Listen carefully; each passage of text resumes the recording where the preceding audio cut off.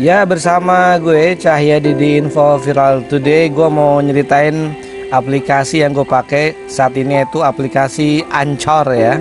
Aplikasi Anchor ini tempat lo bisa berkarya, lo bisa bikin podcast, berbagai macam hal-hal yang berhubungan cerita lo, dan lo bisa kembangin semuanya, bahkan bisa dimonetize ya daripada kreasi-kreasi lo. Tetap gunakan Anchor, dan Anchor adalah aplikasi yang bagus buat lo. Ya, bersama Cahyadi di Info Viral Today. Selamat mendengarkan.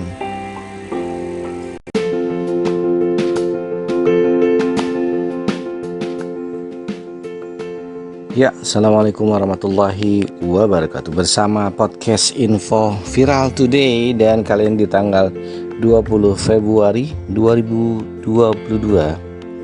Dan waktu rekod adalah di malam hari jam 10:19 malam. Baik, untuk kali ini saya akan mereview gimana caranya menyusun bisnis plan yang baik ya. Disadur dari jurnal.id, tujuan dan cara menyusun bisnis plan dengan baik.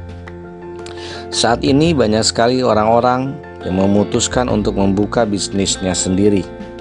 Seorang pebisnis tentunya perlu membuat bisnis plan atau rencana bisnis untuk menjalankan bisnis dengan baik. Namun, rencana bisnis seringkali hasilnya tidak sesuai dengan kenyataan yang terjadi. Hal ini karena parameter ekonomi dalam pasar secara nyata sangat sulit diprediksi dan dapat berubah sewaktu-waktu.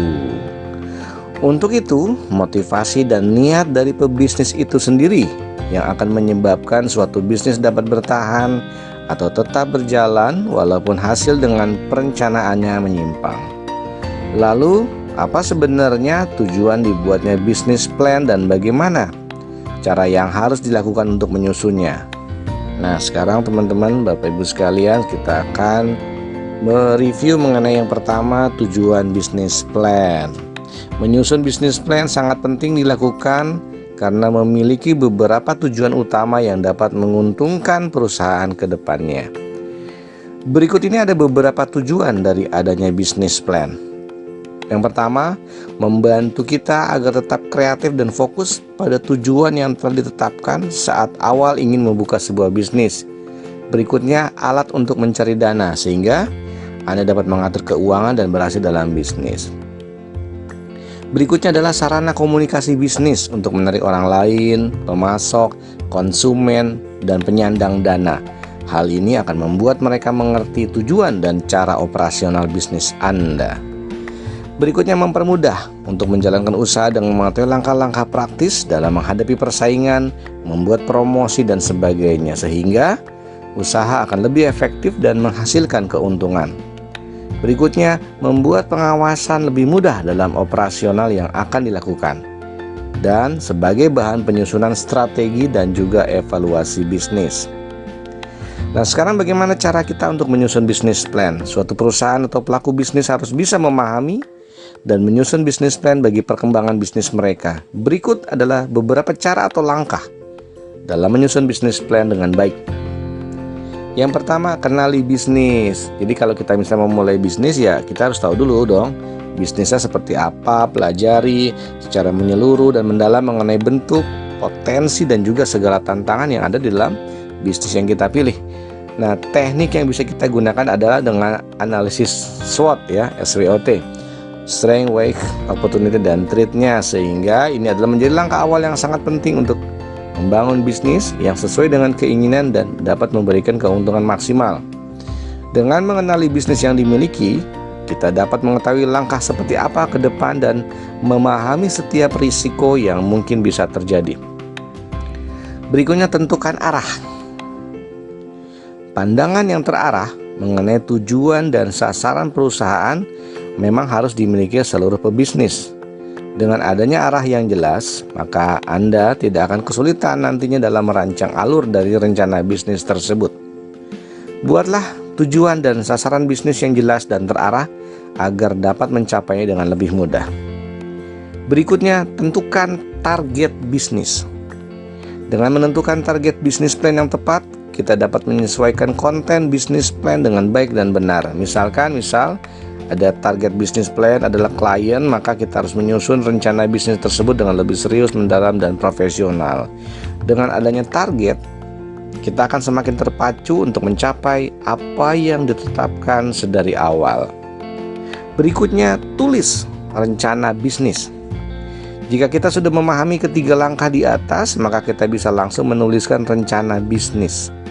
Berikut adalah beberapa hal yang perlu dituliskan dalam bisnis plan. Yang pertama, misi bisnis. Berikutnya, ringkasan efektif, penawaran produk atau jasa, target pasar, marketing plan, analisis industri dan tingkat persaingan, laporan keuangan, resume of company principal, penawaran, dan juga terakhirnya lampiran. Bisnis plan memang tidak wajib dilakukan pebisnis sebelum memulai usaha, namun ada baiknya untuk meluangkan waktu dalam menulis bisnis plan. Saat kita mulai menulis bisnis plan, tanpa disadari kita dapat mengetahui seberapa besar keinginan untuk membuka bisnis tersebut dan seberapa besar kesiapan kita. Setelah memutuskan untuk berbisnis, berarti kita juga sudah harus siap mengelola keuangan dengan baik. Untuk mengelola keuangan dengan baik, kita bisa dapat memanfaatkan yang namanya software akuntansi online. Ini contohnya seperti kayak X Logistik ya. Kita juga bisa memasarkan. Bisa pesan di kita ya, X Logistik adalah semacam POS, point of sales ya. Jadi teman-teman bisa mempertimbangkan bisnis plan yang seperti apa yang nantinya bisa dimaksimalkan sehingga terbentuklah bisnis yang diupayakan, tentunya dengan riset-riset dan juga mengetahui daripada SWOT-nya bisnis tersebut.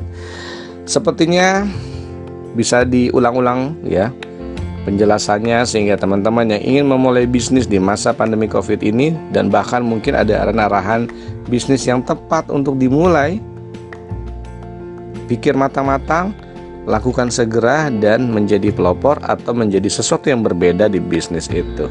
Terima kasih bersama saya Cahyadi di podcast Info Viral Today. Wassalamualaikum warahmatullahi wabarakatuh. Selamat malam. Oke.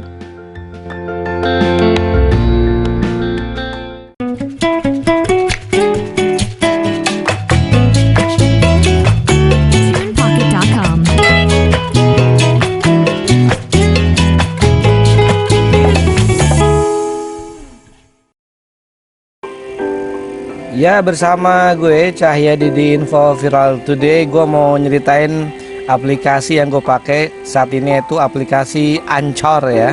Aplikasi Anchor ini tempat lo bisa berkarya, lo bisa bikin podcast, berbagai macam hal-hal yang berhubungan cerita lo, dan lo bisa kembangin semuanya, bahkan bisa dimonetize ya daripada kreasi-kreasi lo.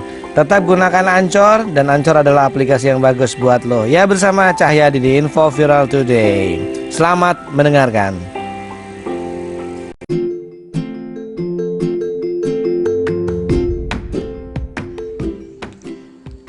Ya, assalamualaikum warahmatullahi wabarakatuh. Baik, untuk rekan-rekan pendengar podcast Info Viral Today, sebelumnya kita sudah membahas mengenai perbedaan antara sales dan marketing, dan di sini saya ingin memperdalam lagi mengenai bedanya marketing, selling, dan branding ya. Di sini saya kopas dari ceraproduction.com ya. Dalam keseharian kita, tentu kita sudah tidak asing lagi dengan istilah marketing, selling, dan branding ya. Sayangnya banyak orang yang belum bisa membedakan ketiganya, sehingga seringkali penggunanya tertukar atau disamaratakan. Untuk itu, kali ini kita akan mencoba membahas gimana dengan cara yang mudah membedakan marketing, sales, dan branding, disertai implementasi ketiganya. Sebagai orang yang bergelut di dunia bisnis ataupun pemasaran, kita dituntut untuk bisa memajukan bisnis atau perusahaan yang kita jalankan. Melakukan aktivitas marketing, selling, dan branding adalah salah satu cara yang bisa kita lakukan. Sepintas, ketiganya terlihat sama, dan dapat dilakukan bersamaan. Namun ternyata ketiganya memiliki beberapa perbedaan yang membuat kita harus fokus menjalankan satu aktivitas dalam satu waktu untuk mendapatkan hasil yang maksimal, ya. Mengutip dari apa yang pernah disampaikan seorang pakar branding di Indonesia, Subiakto Priyosudarsono, dalam salah satu webinarnya, berikut adalah 6 hal kunci yang membedakan marketing, selling, dan branding. Yang pertama, dari objektif atau tujuannya.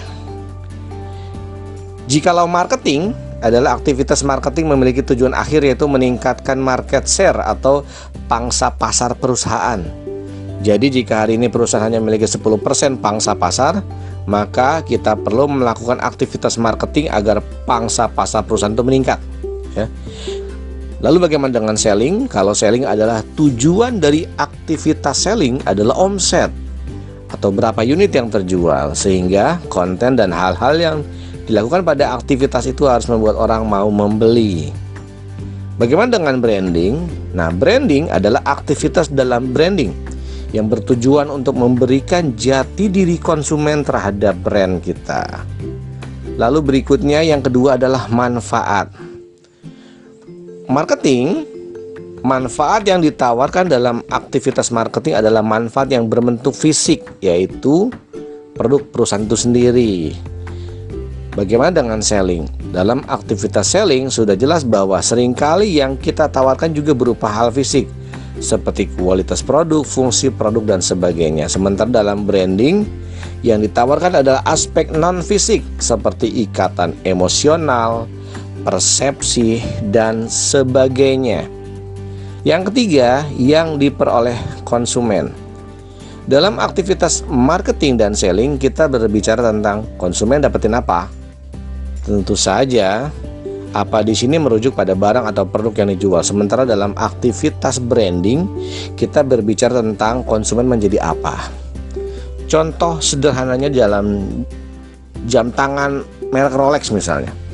Dalam hal aktivitas marketing dan selling, maka yang kita bicarakan adalah tentang kualitas bahan, ketahanan, dan desain jam tangan tersebut. Namun di dalam branding, kita akan bicara bahwa jam tangan Rolex adalah lambang kesuksesan, sehingga banyak orang yang sudah sukses dan atau orang yang ingin dipersepsikan sebagai orang sukses membeli jam tangan tersebut. Itulah maksud dari konsumen menjadi apa. Yang berikutnya, nomor 4-nya adalah goal. Goals yang ingin dicapainya. Aktivitas marketing adalah demand, permintaan. Sehingga cara atau kegiatan yang dilakukan dalam aktivitas marketing adalah usaha-usaha untuk merangsang kebutuhan konsumen terhadap produk yang ditawarkan. Sementara dalam selling goals yang ingin dicapai hanya sampai pada tahap closing penjualan. Lain lagi dalam branding, goals yang ingin dicapai adalah loyalitas konsumen. Sehingga Pak B, sapaan akrab dari Pak Subiakto, pun memperkuat statement ini dengan mengatakan bahwa jika marketing dan selling itu menciptakan pembeli, maka branding itu menciptakan pelanggan.